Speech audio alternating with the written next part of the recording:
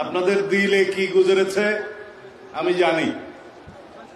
আপনাদের সাথে একাত্মতা প্রকাশ করার জন্য এখানে এসেছি।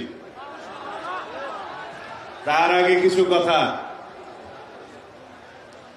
আমি বাংলাদেশ জাতীয়তাবাদী দলের একজন কর্মী।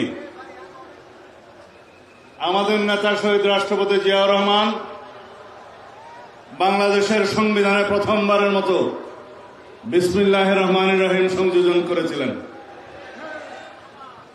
বহাল আছে, অনেকে এটা সরিয়ে দেওয়ার চেষ্টা করেছিল, পারে নাই। কিন্তু যেটা বহাল নাই, রাষ্ট্র পরিচালনার মূলনীতি হিসাবে আমরা যেটা সংযোজন করেছিলাম, শহীদ রাষ্ট্রপতি জিয়াউর রহমান মহান আল্লাহর উপর আস্থা এবং বিশ্বাস সংবিধানের প্রস্তাবনায় ছিল এবং রাষ্ট্র পরিচালনার মূলনীতিতে ছিল।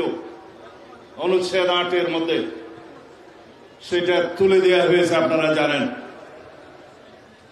আপনারা কি চান সেটা আমরা পুনর্বহাল করি? আওয়াজ তো কম। আপনারা চান সেটা পুনর্বহাল হোক? ইনশাআল্লাহ সেটা আমরা পুনর্বহাল করব।